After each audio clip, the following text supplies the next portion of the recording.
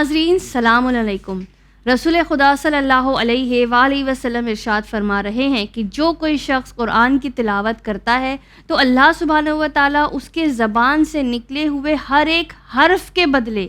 ایک فرشتہ پیدا کرتا ہے جو تا قیامت اس کے لیے تسبیح کرتا رہے گا۔ یعنی ناظرین ہم اگر اس چیز کو دیکھیں تو اللہ سبحانہ و تعالیٰ ہمیں بس ثواب دے رہا ہے، بانٹ رہا ہے، وہ بھی کیا کرنے سے؟ صرف زبان ہلانے سے۔ یعنی روزے میں تو پھر مشکل ہوتی ہے، بھوکا رہنا پڑتا ہے۔ حج ایک مشکل عبادت ہے، اس میں بہت زیادہ جسمانی قوت کی ضرورت ہوتی ہے۔ یہاں صرف ہمیں زبان ہلانا ہے اور اللہ ہمیں اتنا ثواب دے رہا ہے کہ فرشتے ہمارے لیے تسبیح کر رہے ہیں، دعا کر رہے ہیں، اور ہم اس زبان سے کیا کرتے ہیں؟ ہم اس سے تہمتیں لگاتے ہیں، لوگوں کو اذیت پہنچاتے ہیں، اپنی زبان سے گالیاں دیتے ہیں، برے الفاظ استعمال کرتے ہیں۔ یعنی جو زبان ہمارے لیے ثواب کا سبب بننی تھی اس کو ہم نے بنا لیا ہے گناہوں کا سبب۔ اب بہت سے لوگ کہیں گے ارے ہمیں تو عربی سمجھ میں نہیں آتی تو ہم کیا کریں گے پڑھ کے؟ تو اسی لیے پھر ایسے لوگوں کے لیے ہم لائے ہیں یہ شو قرآنی سوروں کی معرفت، کہ آپ اب ہمارے جو سورے ہیں ہم اس کے بارے میں آپ کو بتاتے ہیں، تب آپ جب پڑھیں گے تو آپ کو یہ سمجھ میں بھی آئیں گے۔ اور جیسے کہ ہم بارہا کہتے ہیں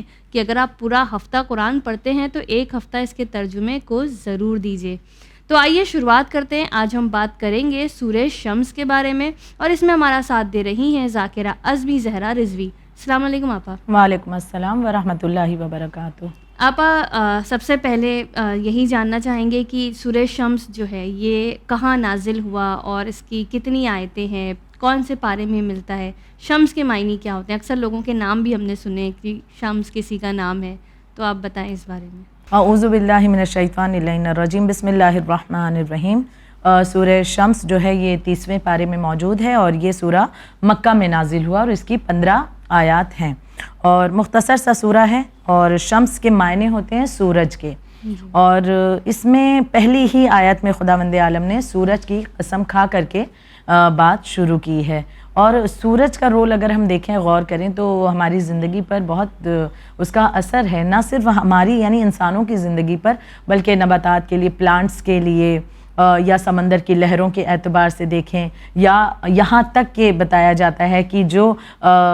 پیٹرول وغیرہ کا معاملہ ہے یا جو تیل وغیرہ ہیں ان کے لیے بھی سورج کی روشنی کی بہت حد تک کی ضرورت پڑتی ہے۔ سمندر کی لہروں کے اعتبار سے بھی سورج کی روشنی کی ضرورت ہے، پلانٹس کے بڑھنے کے اعتبار سے بھی اس کی زندگی کے لیے بھی سورج کی روشنی کی ضرورت، اور بہت سی چیزوں میں سورج کی ضرورت پڑتی ہے۔ اس کی اہمیت بہت زیادہ ہے، ایک با اہمیت چیز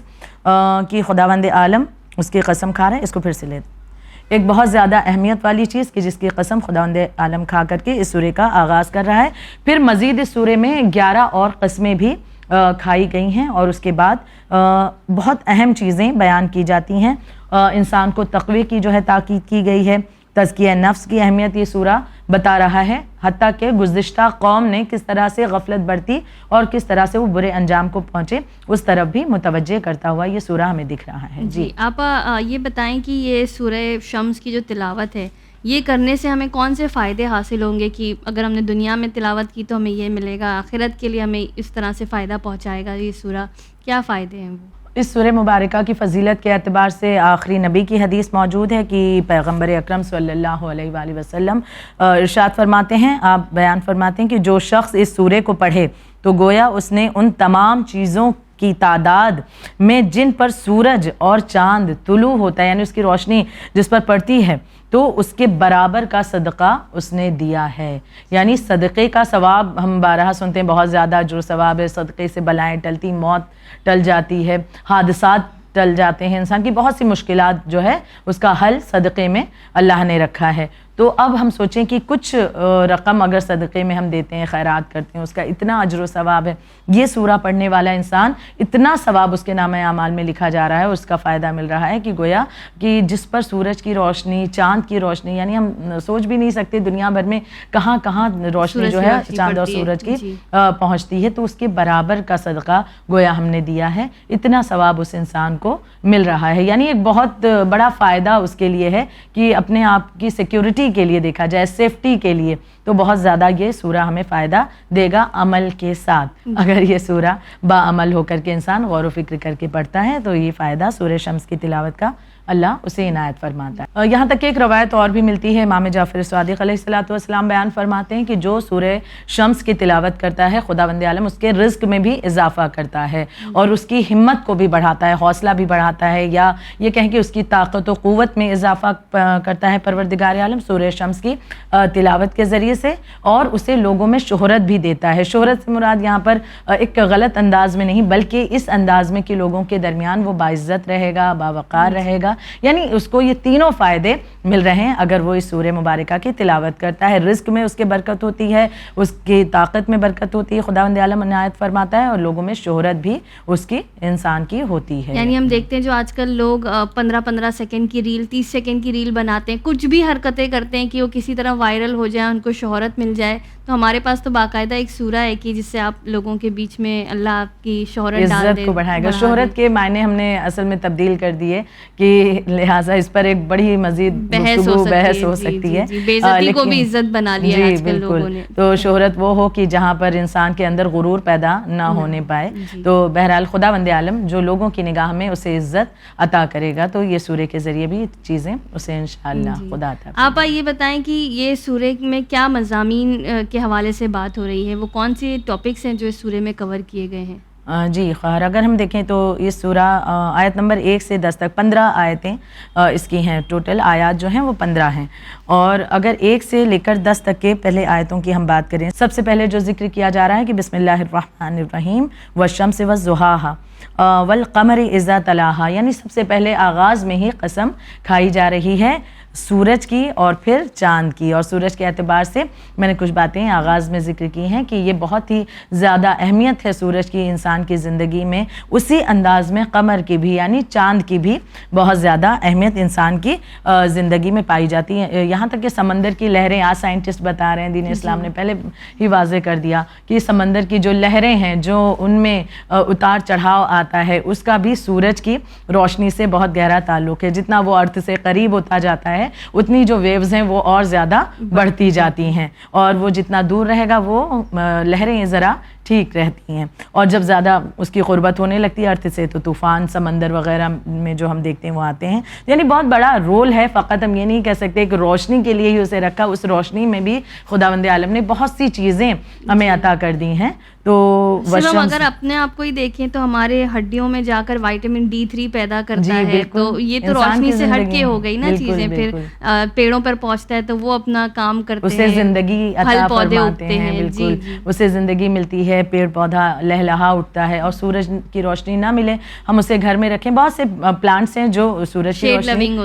وہ الگ ہے معاملہ، لیکن زیادہ تر سورج کی روشنی درکار ہے، ضرورت ہے، اس کے بغیر کتنا ہی پانی کیوں نہ دے دیا جائے وہ مرجھا کر رہ جاتا ہے بہت سی چیزوں کے اعتبار سے۔ تو پہلی آیت میں خداوند عالم نے ذکر کیا سورج اور اس کی روشنی کے پھیلنے کی قسم، اس کی قسم خدا کھا رہا ہے، پھر اس کے بعد دوسری آیت اور چاند کی جب کہ وہ اس کے پیچھے آئے، پھر تیسری آیت کی اور دن کی جب کہ وہ سفید زمین کو روشن کر دے، جس روشنی کے سہارے زندگی ہماری بہتر ہے۔ اگر یہ روشنی نہ ہو دن کی تو ہم زندگی کو سوچیں کہ کیسی ایک اندھیری تاریک زندگی ہماری گزرے گی، اور اس روشنی کی وجہ سے زندگی جو ہے ہماری وہ پھلتی ہے، پھولتی ہے، بہت سے مسائل، کام کاج، انسان کی بہت سی چیزیں اس پر ڈیپینڈ ہے۔ پھر اس کے بعد رات کی بھی قسم کھائی جا رہی، یعنی 11 قسمیں کھائی گئی نا، پہلے سورج کی، پھر چاند کی، اس کے بعد دن کی قسم کھائی جا رہی، پھر رات کی قسم، پھر آسمان کی اور آسمان کے بنانے والے کی قسم، اور قسم ہے آسمان کی اور جس نے اسے بنایا،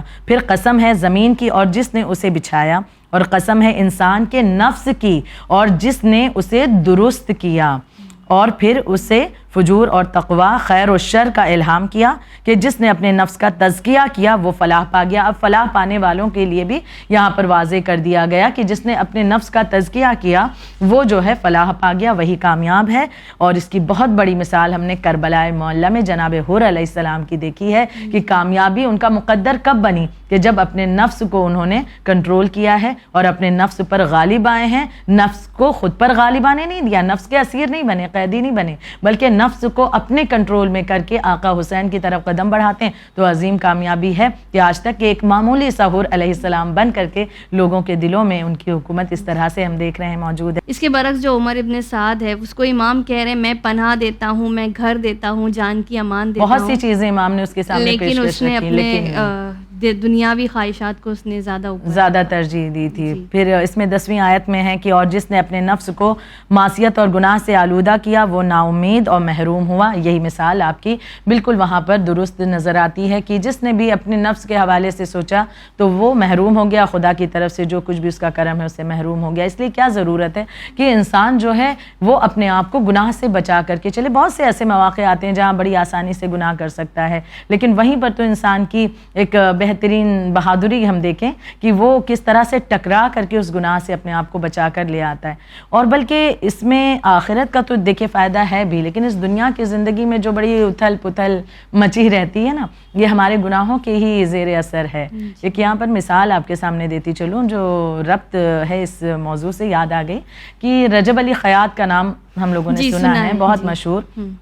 شخصیت گزرے ہیں۔ ان کے بارے میں پایا جاتا ہے ایک روز اپنے گھر سے چلے بازار کے لیے، کچھ سامان لینا تھا، نکلے، اب بازار کی طرف جا رہے ہیں کہ خیال ایک ذہن میں ایک گناہ کا آیا، کسی گناہ کا ارادہ کرنے لگے۔ اب جیسے ہی خیال آیا فوراً انہوں نے اپنے آپ کو جھنجھوڑا اور کہا نہیں میں یہ سوچ کیا رہا ہوں، یعنی اپنے آپ کو انہوں نے فوراً اپنے ذہن کو اسی وقت کنٹرول میں کر لیا کہ نہیں یہ گناہ کا میں ارادہ بھی کیسے کر سکتا ہوں۔ بہرحال آگے بڑھے گئے، بازار سے جو لینا تھا لیا انہوں نے اور اس کے بعد مسجد کی طرف جانے لگے۔ اب جب جانے لگے تو دیکھتے ہیں کچھ اونٹ چلے آ رہے تھے شہر میں اور ٹھیک ٹھاک چل رہے تھے اونٹ، کوئی ایسا مسئلہ نہیں، لیکن جب وہ اونٹ ان کے پاس سے گزرے تو ان اونٹ کی قطار میں سے ایک اونٹ نے ان کی طرف اپنا پیر بڑھایا انہیں مارنے کے لیے۔ انہوں نے اس اونٹ کو دیکھا، فوراً یہ کنارے ہو گئے، اچھا اس اونٹ کی لات انہیں لگی نہیں، بچ گئے۔ لیکن اس بات پر انہیں بڑا تعجب، اچھا عام انسان ہوگا تو سوچے گا ایک جانور نہیں تو ذرا سا پیر اٹھایا کیا بڑا مسئلہ، لیکن جو ایمان والے ہوتے ہیں وہ باریکی سے سوچتے ہیں۔ یہ مسجد میں آئے، انہوں نے نماز پڑھی اور اس کے بعد خدا کی بارگاہ میں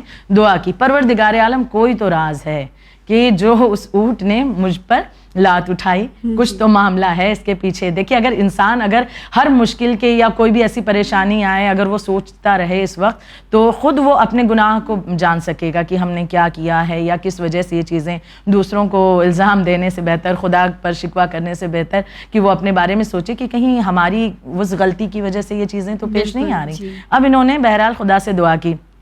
کہ بار الہ یہ کس بنا پر ہو گیا کہ اس اونٹ نے مجھ تک لات اٹھائی اور یہ۔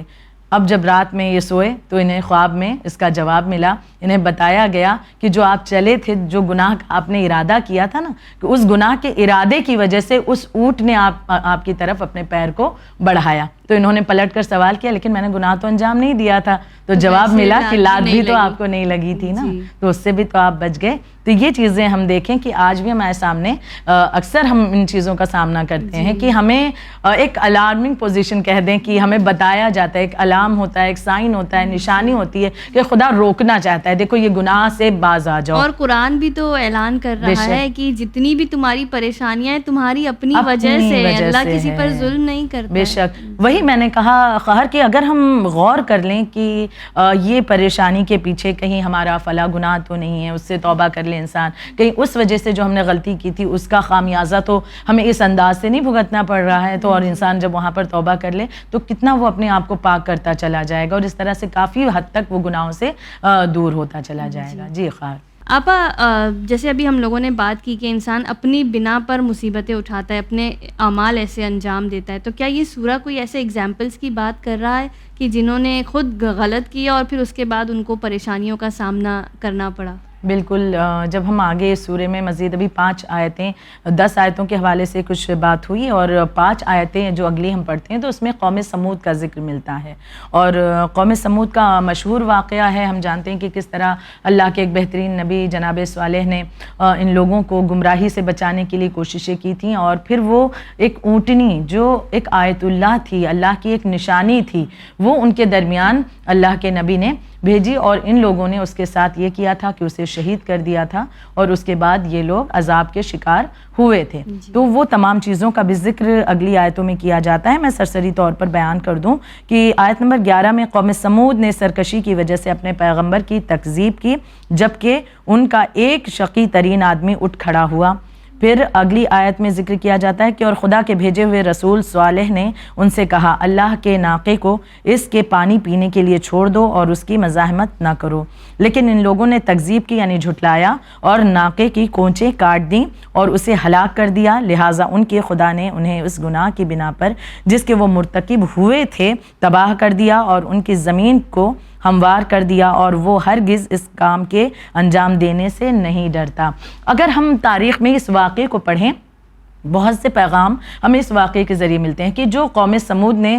گناہ کیا تھا یعنی اللہ کے نبی کی نافرمانی کی ہے, اللہ کی اس نشانی جو اونٹنی تھی اس کے پیروں کو کس طرح سے کاٹ دیا اور ظلم کیا تھا. پہلی بات تو خود ہی ان لوگوں نے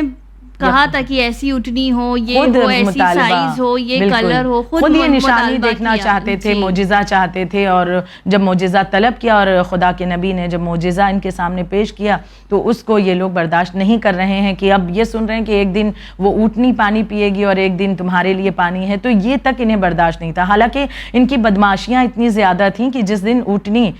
کا وقت آتا تھا کہ اسے پانی پینا ہے اور ان لوگوں کی باری نہیں ہوتی تھی تو اس دن یہ لوگ اس اونٹنی کا دودھ دہ لیتے تھے اور اس سے فائدہ حاصل کرتے تھے. لیکن اس کے باوجود بھی ان لوگوں نے اللہ کی اس نشانی کو جو ہے قتل کر دیا اور جس کی وجہ سے ان پر عذاب آیا. اور یہ بھی ذکر کیا جاتا ہے کہ جس نے اونٹنی کو قتل کیا تھا وہ ایک شخص تھا لیکن پوری قوم اس کے اس گناہ پر راضی رہی, کسی نے آبجیکشن نہیں لیا. کیا آج کے اس دور میں یہ پیغام نہیں ہے ہمارے لیے کہ اگر کسی ایک بشر پر ظلم ہو رہا ہو یا پرٹیکولر کسی ایک کوئی قوم پر ظلم ہو رہا ہو, کسی ایک کو ٹارگٹ بنایا جا رہا ہو, بقیہ جن کے پاس قوت ہے طاقت ہے وہ خاموشی کے ساتھ دیکھ رہے ہیں یہ سوچ کر کے کہ ہم دور ہیں یا ہمارا بولنے کا کوئی یہاں پر تک نہیں ہے یا ضرورت نہیں ہے, کیا ان سے سوال نہیں ہوگا کہ ہاں اگر کسی پر ظلم ہوتا ہوا دیکھ رہے تھے خاموش کیوں تھے؟ یہ پوری قوم غرق ہوئی تھی, ان پر جو عذاب آیا تھا, جو چیخ کا عذاب ان پر نازل ہوا تھا اور تمام کے تمام ہلاک ہو گئے. اس کے پیچھے ہم سبب دیکھیں کہ پیروں کو تو اونٹنی کے ایک نے کاٹا تھا, ایک شخص نے, لیکن چونکہ یہ سب کے سب راضی رہے, خاموش رہے, اس کے اس عمل پر راضی رہے, لہٰذا عذاب نے سب کو سمیٹا تھا. بالکل. تو اس لیے ضرورت ہے کہ مظلوم کی حمایت میں کھڑا ہوا جائے, اس کے لیے آواز بلند کی جائے. کچھ نہیں کہہ سکتے تو کم از کم کچھ بول کر کے اس کی طرف سے احتجاج کریں, اس کے اوپر کیے ہوئے ظلم کو کم از کم ہم زمانے کے سامنے عام کریں کہ اس پر کیا ظلم کیا جا رہا ہے. ایسا نہ ہو کہ اس ظلم میں ہم بھی بھاگیدار اس خاموشی کی وجہ سے بن جائیں. تو یہ تمام تر مضامین ہم اس سورے میں دیکھ رہے ہیں جو انسان کو غفلت سے نکالتا ہے, آخرت کی طرف متوجہ کرتا ہے, گناہ سے روک رہا ہے. یہ بہت سی چیزیں جو کہ اس سورے میں پائی جائیں. جی آپا, آخر میں یہ سورہ ہم لوگوں کو کیا پیغامات دے رہا ہے, کون سے میسیجز دے رہا ہے کہ کس طرح ہم لوگوں کو اپنی زندگی گزارنی چاہیے؟ سب سے اولن تو یہی سب سے بڑی بات کہ انسان اپنے گناہ سے اور شیطان ابلیس ملعون کے وسوسے سے غافل نہ ہو کہ وہ وسوسے جو ذہنوں میں ڈالتا ہے بعض اوقات بہت بہترین خوبصورت بنا کر کے, تو انہیں انجام دیتے وقت یہ خیال کر لے کہ وہ گناہ پلٹ کر کے ہمارے لیے ہی بہت بڑے وبال جان بننے والے, نقصان اس دنیا میں بھی آخرت میں بھی ہمیں اس کا بھگتنا ہوگا. بہترین چیز وہ ہے, کامیابی بہترین وہی ہے کہ اپنے آپ کو گناہ سے معصیت سے بچا کر کے اپنی زندگی کو آگے بڑھایا جائے. دوسرا اہم پیغام یہی ظلم اور مظلوم کے اعتبار سے مل رہا ہے کہ اگر کہیں پر کچھ غلط ہو رہا ہے اور کوئی مظلوم ہے تو ہمیں مظلوم کا ساتھ دینا ہے. کسی بھی اپنے عمل کے ذریعے سے کم از کم اپنی اس بات کو ظاہر کریں کہ ہم ظالم کے خلاف اور ظلم کے حمایتی ہیں. ان تمام چیزوں کو اور بہت سے اس طرح کے پیغامات جس کا ہم نے ذکر بھی کیا ہے مضامین کے درمیان یہ سورہ ہمیں دے رہا ہے, جس پر یقیناً غور کرنے کی ضرورت ہے. جی آپ بہت بہت شکریہ, جزاک اللہ. ناظرین, ہم آپ سے یہی کہنا چاہیں گے جانے سے پہلے کہ آپ کوشش کریں کہ ان سوروں کی تلاوتیں کریں. بہت افسوس کے ساتھ یہ کہنا پڑ رہا ہے کہ بہت سے ایسے ہیں جو قرآن میں جو 114 سورے ہیں ان کے ناموں سے بھی واقف نہیں ہیں کہ کون سے سورے کا کیا نام ہے. جب انہیں بتاؤ تو وہ حیرت کرتے ہیں کہ اچھا ایسا بھی کوئی سورہ اس میں ملتا ہے تو کوشش یہ کریں کہ کم سے کم سوروں کے ناموں سے واقف ہو جائیں، اور پھر تلاوت کرنے کے لیے تو ہم جیسے کہتے ہی ہیں کہ تلاوت کریں، اس کے معنی پڑھیں، اور ساتھ ہی جس طرح آپا نے کہا کہ دیکھیں کہ آپ کا اپنا کیا رول ہے اپنی سفرنگ میں، اس پر توجہ دیں، جیسے کہ قرآن کہہ رہا ہے کہ تمہاری ساری مشکلات تمہاری اپنی بنا پر ہیں۔ بس اسی پیغام کے ساتھ آپ دیکھتے رہیے چینل ون، مجھے دیجیے اجازت، شکریہ، خدا حافظ۔